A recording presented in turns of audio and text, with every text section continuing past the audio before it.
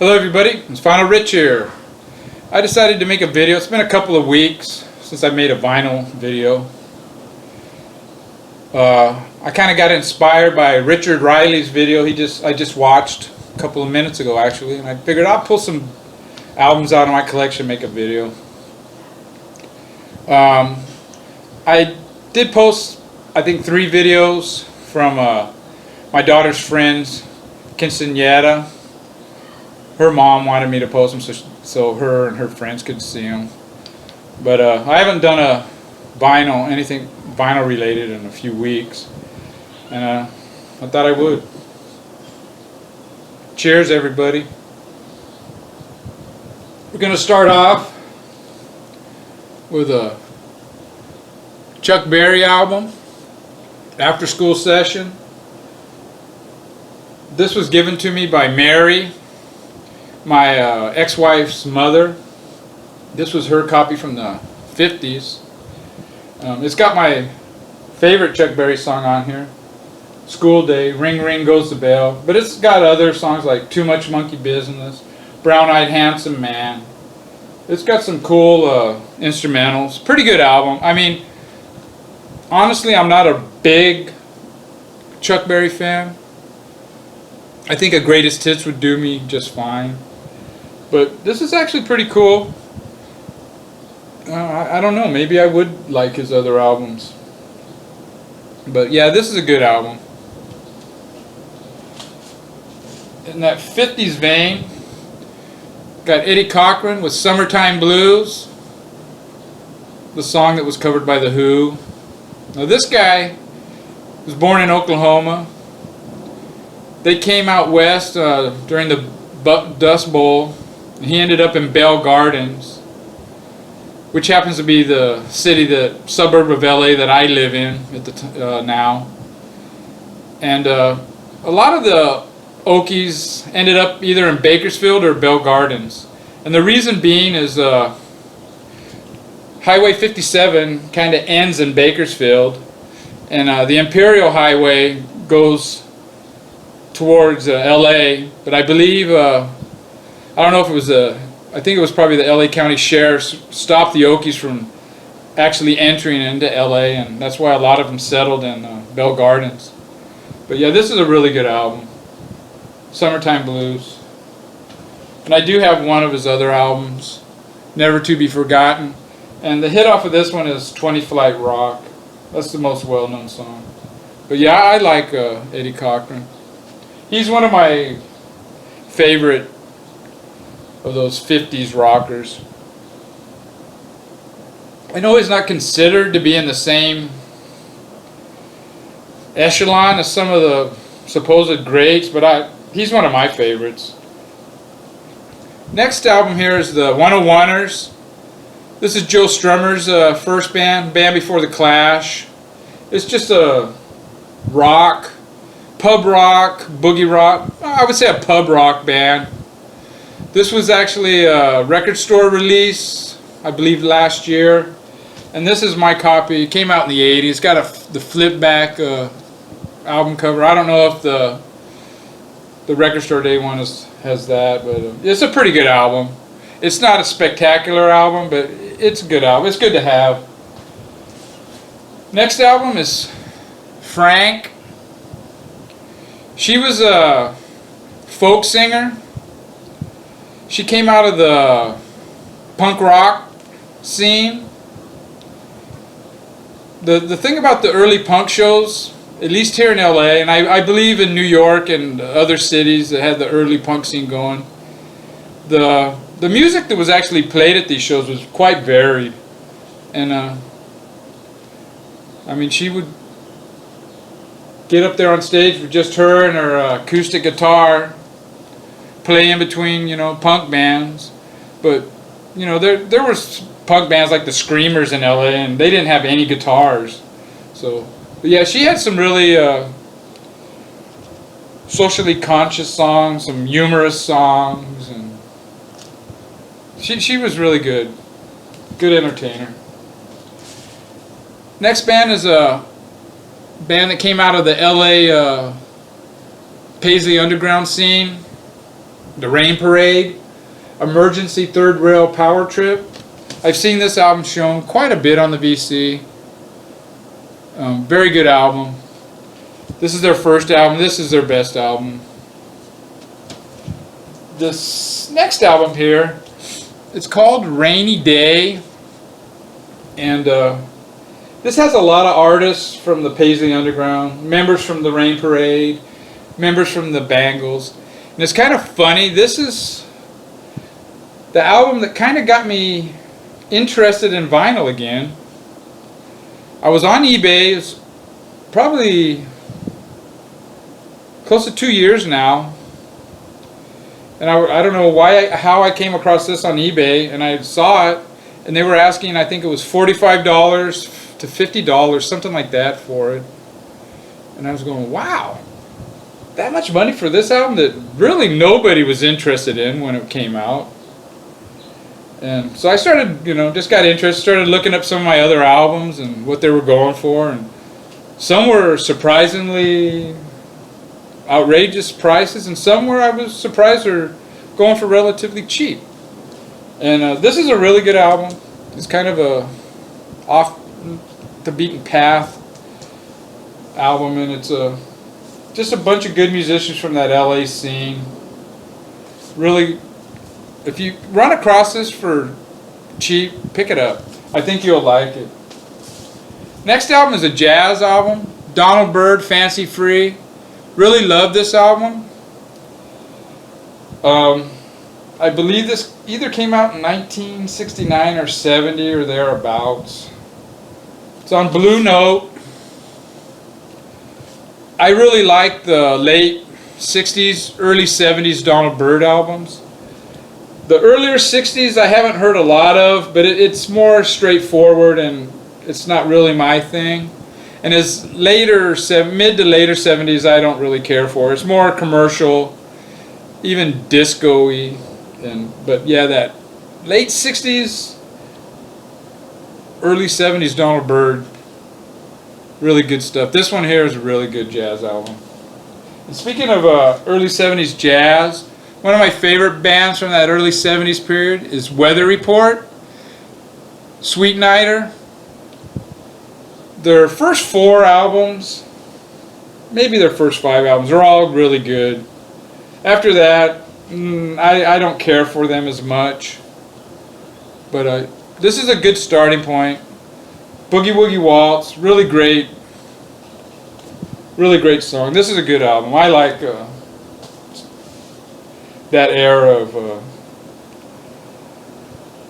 Weather Report. Now this next album is The Tubes. This band I saw, I believe it was in 73. I'm sure it was 73. My cousin Mark, he came over to finish his last year in high school. He lived with us. His dad was stationed in England. He was due to come back like in December, and Mark didn't want to, come in the middle of his senior year. So he came and lived with us for 6 months or so. And one of his friends lived in Sacramento, and they got tickets to see Led Zeppelin. And we went up there, and then one of his friends drove over to Frisco, and this was the opening band. At that time they did not have an album out. It was pretty crazy. I'd never seen anything like it. Their set was kind of broken up into 3, if I remember, 3 different segments. The first segment he came out, he was like dressed up like a glam guy. He had these platform shoes that had to have been at least 6 to 8 inches tall. He had these spandex pants on, and you could tell he had a banana in his pants, and he even had a name for the character that he was playing. He was playing like 3 different characters. And then he came out, if I remember right, kind of like I don't know if it was country and western or something. And then he came out like a rockabilly or something like that. But the glam guy is the one that I really remember. But yeah, they were the opening band for Led Zeppelin. And then the second band that actually played, or was actually a single performer, was Roy Harper. Now at the time I didn't know Roy Harper was actually a real person. I knew Led Zeppelin had that one song with Roy Harper in the title. You know, I guess he was a friend of Jimmy Page. But yeah, he was the second act. And then the third act was Lee Michaels. And this is Lee Michaels' Barrel. This is a really good album. Early 70s, really good rock album. And he was spectacular in concert. If you don't believe me, ask Bobby Gass. Lee Michaels was really good in concert. And then after Lee Michaels, Led Zeppelin came out and they actually played for 4 hours. It was a great show. The 40-minute drum solo on Moby Grape I could have done without. They could have made it 10 minutes and that would have been fine by me. 3 minutes would have been even better, but 40 minutes was a bit. But it was kind of, the way he did the drums, it was like echoing back and forth. It was pretty crazy. But it was a good show. In fact, that book, Hammer of the Gods, they even talk about that concert in that book. Next album here is Prince, the legendary Black album. This album never officially was released when it was recorded. And this is a Warner Brothers issue. So this is an official release. It says it's a limited edition. It's not a great album. Supposedly it has a secret recording he made of him and Daryl Hannah having sex, I guess, in one of the songs. Whatever. It's something to have, but it's not a great album. My favorite Prince album is Dirty Mind. And in fact, I saw Prince when that album was his newest album. He was the very first band to come out for the Rolling Stones. And they played Friday night, and I saw them on the Saturday night. The Friday night, they got booed off the stage and they left almost immediately. The night I saw them, I guess he was determined he was going to play a set. People were booing and stuff was getting thrown, and finally, I don't know if it's Wendy or if it's Lisa, got hit in the head with a shoe, and then that's when they called it quits and he left. But they were really good. They were better than, what was it, Joe Thorogood or Jay Giles' band, in my opinion. And but he came prancing out, and all he had was this little bikini underwear, and I mean, he got what he got, and I guess it's legendary now, but yeah, I was there. Buzzcocks, they recently had an album, just like a greatest hits or a singles collection. It came out the Record Store Day, so I thought I'd show my 3 Buzzcocks albums. This is another kind of music, is it? Another Music in a Different Kitchen.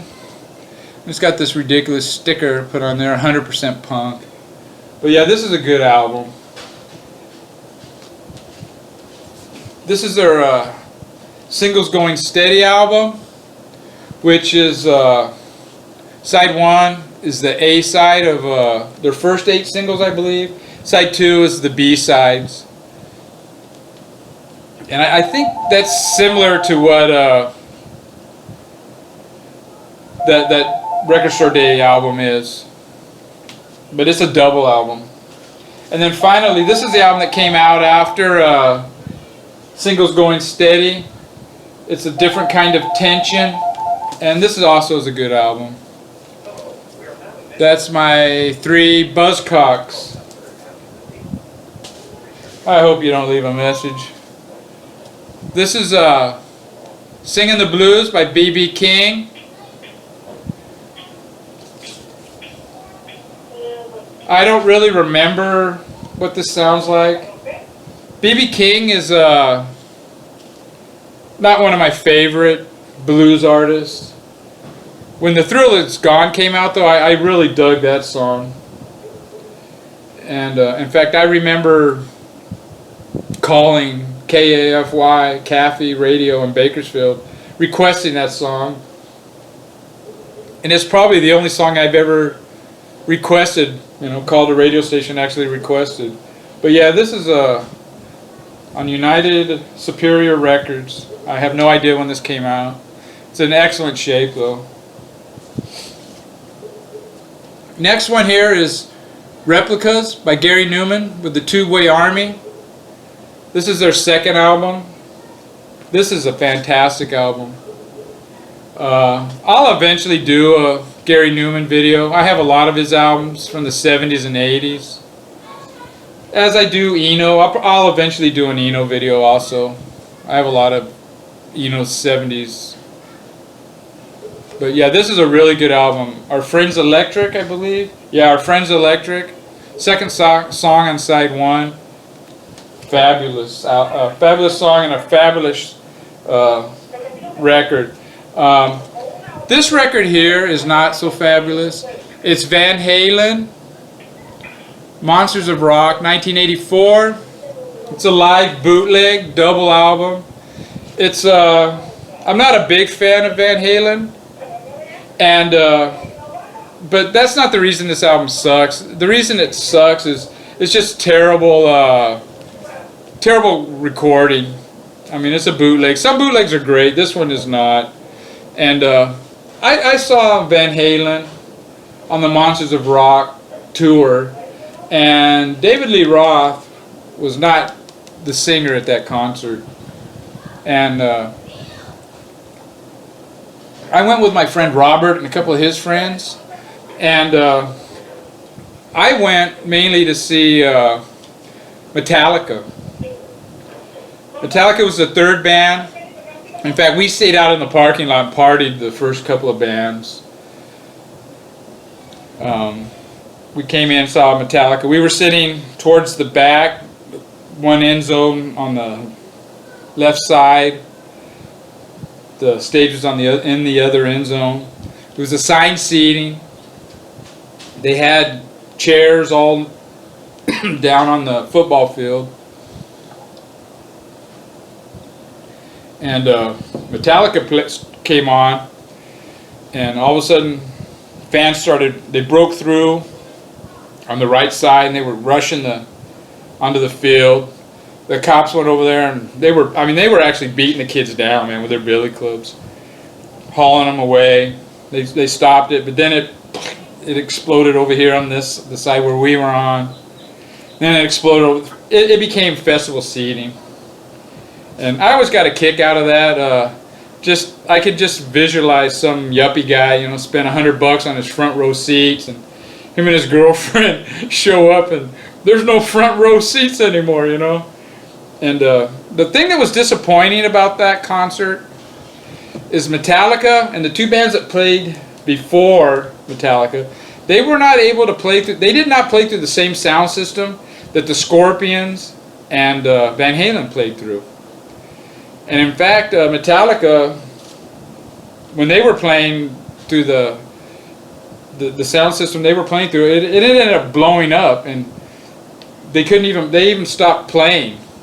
And they were sitting on the stage, and then the chairs started just coming, man. The chairs started flying towards the stage was getting pummeled with the chairs. And it was pretty interesting. The Scorpions kind of surprised me. I was not familiar with the Scorpions at all. In the 80s, I wasn't a heavy metal guy at all. And I know they were from the 70s also, but I wasn't familiar with them. They were good. They were really, really good. In fact, I would say they were better than Van Halen. So it turned out, it was a good concert. This next album, The Stooges. This is for Dead Wax 66. I picked up this album well, there was a store, I don't know, it was called Whitefront. I don't know if it was a nationwide store, but they were going out of business. And all their albums were on sale. This is the original sleeve. And they were going on sale. It's on a red Electra. And I don't know if the albums were 3 for $1 or they were $1 each. It was something crazy like that. And I didn't know who the Stooges was. I just picked it up based on the cover. I picked up a bunch of albums there just based on the cover. That's where I got May Blitz, and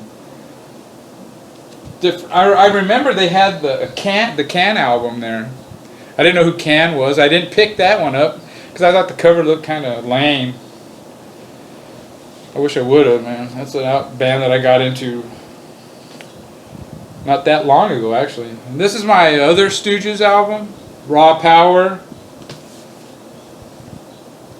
I don't know what the label looks like on this one, but I know I bought this in the early 70s. This is Columbia.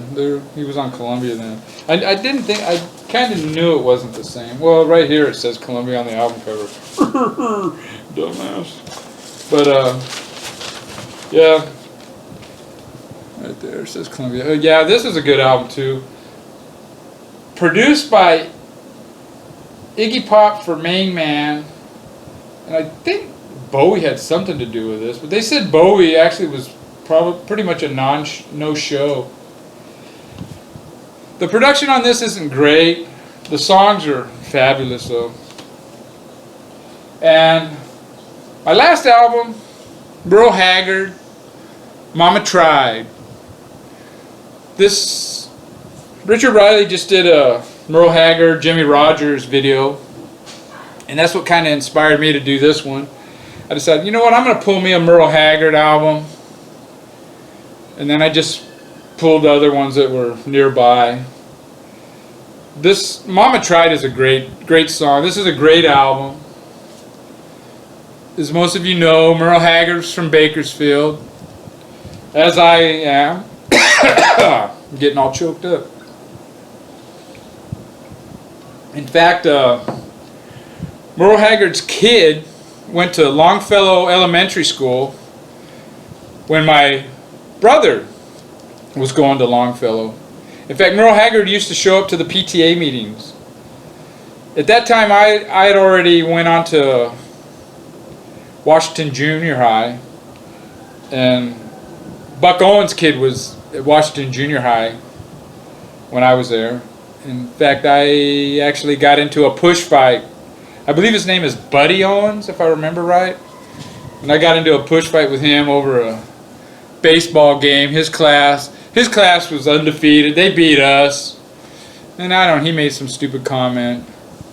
And it didn't amount to much. I pushed him, he pushed me, and then the other kids broke us up. But yeah, Merle Haggard recently passed away. He's a legend. Another Merle Haggard story. I don't think anybody else in the VC can claim this.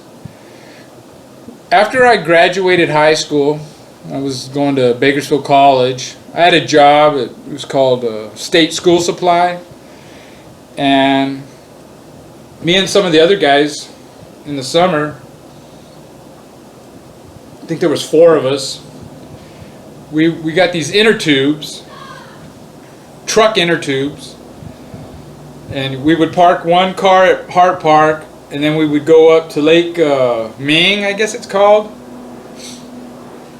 park the other car, get out, and float down the river.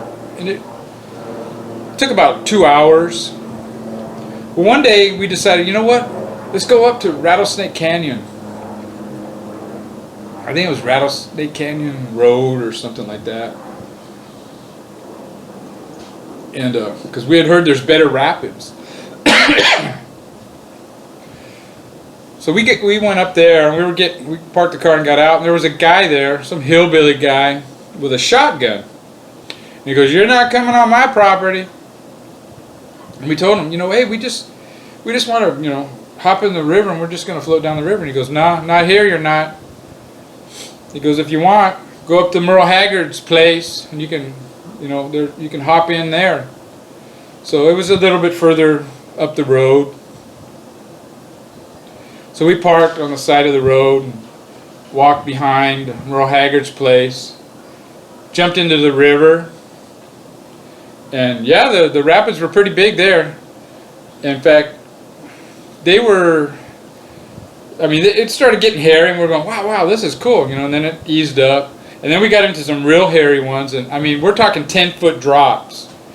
And there was this one drop, we all lost our inner tube at this drop, and this, I actually thought I was going to die. And it's kind of weird. Things started flashing.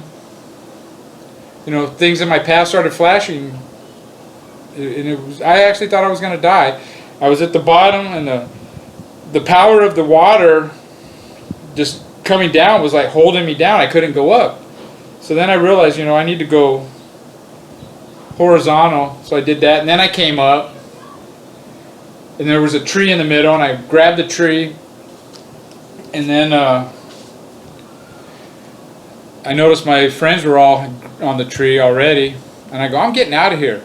And they got kind of excited when I said that, because they thought I saw a way out. But there was no way out. We just had to let go and float down, and there was another big drop. And then we were able to get to the side, and we were able to retrieve our inner tubes, but we walked from there to Rattlesnake Canyon Road. And one of my buddies, he's a football player, he was pissed, and he went and he wanted to find that hillbilly guy with a shotgun, but he was nowhere to be found. He was probably back at his house laughing, you know. But yeah, that's my story. Merle Haggard story, my close to death story, and that's it. Take care, guys and gals.